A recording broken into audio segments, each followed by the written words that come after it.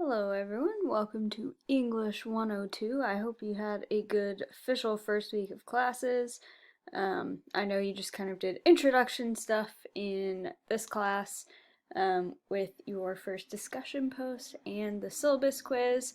I wanted to hop on here and make this video just to go over a few important things with you and quickly look at the first actual lesson since we aren't meeting on Teams this week for Martin Luther King Day. Sorry, I got my dates mixed up. Thought we were meeting for the first time on the 18th, but it will actually be next week on the 25th. So first things first, I just wanted to say if you haven't hopped on Blackboard and kind of familiarized yourself with what's going on, definitely do that. You should see every single week is set up into modules where you can see this is for week 1, these are the things that I'm going to need for that week, any assignments, as well as you can see in the second week we've got a PowerPoint presentation, we've got an assignment sheet. And so you'll see what's due every week on the announcements. The first time you open the Blackboard page, when there's a new announcement, it'll pop up on your page, but after that you do have to click into announcements. And you can see here's the week 1 announcement, and that'll tell you when things are due. Typically you'll have stuff due on Mondays and stuff due on Fridays. On Mondays, it'll usually be reading or journal activities that are due. For the journals, we'll do them during our virtual class meeting if you are attending that virtual class. If you aren't, you do need to do it outside of class. And for the first 2 weeks, everything's due on Friday because we aren't meeting in that virtual class. So that's where you can find due dates, important stuff in the announcements. Of course, the very first thing on here is the important course information. There's a link to our Microsoft Teams channel, and that is where you will be able to access the virtual class meeting for the week. So that's really important to do that. Everyone should have read the syllabus, but if you ever need it again throughout the semester, remember there's a ton of important information in there. You can access it here at the top of the Blackboard page.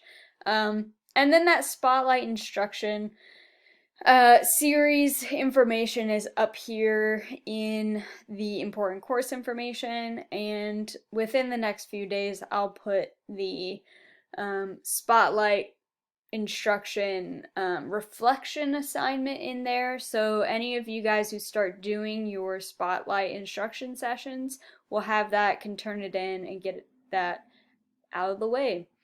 Okay, so this week we're jumping right in with the rhetorical analysis essay. So this is your first assignment for the semester. And I will always put an assignment sheet up at the beginning of every unit that explains to you exactly what each essay is going to be, what it's going to look like, when drafts are due, how many pages it is, all that stuff on Blackboard. And the best thing to do when you're starting drafting your essay is to refer back to this assignment sheet so that you know exactly what's going on. So the first thing that you'll see on this is that this one is 2 to 3 pages, fairly short. We're going to be using APA style citations. If you don't know what that means, don't worry about it. We'll cover it in class. Every single essay that you do is worth 100 points. And then the first draft is going to be due the 29th. And drafting process, if you're freaking out about how soon that is, the drafting process usually looks like a very shortened version of your essay, or maybe only the first page is the first draft.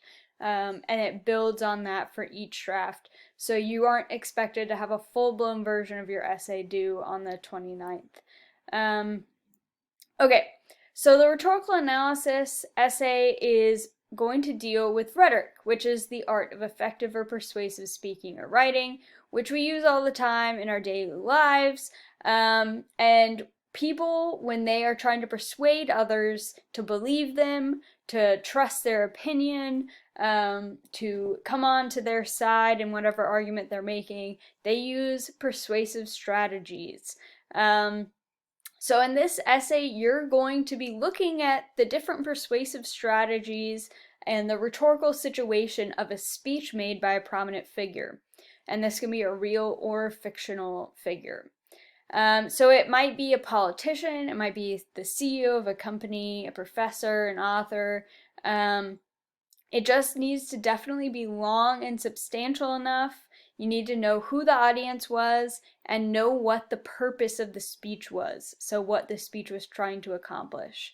You can't use the speeches that we discuss in class because we will be analyzing those as a class, so we'd be doing the work for you.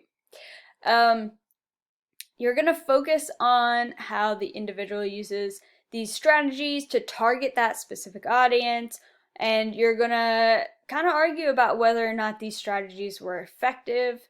So I have some example questions you can ask as you're writing your essay on here.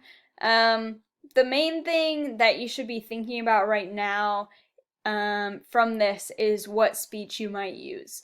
So be thinking about maybe speeches that you're familiar with, maybe your favorite movie, if there's a speech in it or not. Be ruminating on that as I'm going through the rest of this.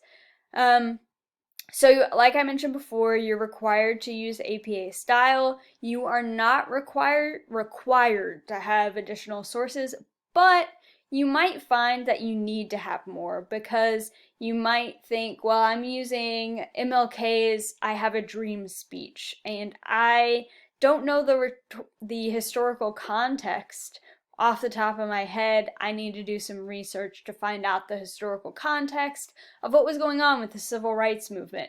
And so you might have a source that's talking about the historical context that you use. So that would be an example of when you might have to have an additional source. And then I have notes about structure on here. As you're writing your essay, you might find that more helpful to refer back to. And then we've got some suggested speeches to get you started. So I have a list on here of some really awesome speeches that meet the requirements in my head for what constitutes a long and substantial enough speech to analyze in 2 to 3 pages.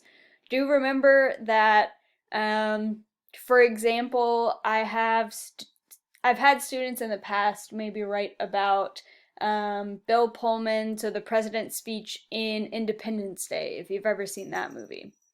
Unfortunately, that speech is only about a minute long, and it's not really substantial. It doesn't talk about very much. It doesn't have examples of both emotions and logic and also character building. So it's not great to do this sort of analysis of. Or if you've ever seen Lord of the Rings, Aragorn's speech at the Black Gate. Again, amazing speech, but it's only about 45 seconds long, and it doesn't really have enough for you to quote in an essay of this length and to kind of pick apart and analyze. So that's why I've listed here maybe some more substantial speeches that you'll be able to get more from, ideally. But if you don't like any of these speeches, and I don't expect every single person to choose a speech off the list I've made, you're welcome to find your own, and in the either next week, yeah, it will be next week, that I have you send me your speech that you've chosen. That way I can approve them all. So you'll get a note from me about whether or not it's an acceptable speech to do for this essay or not.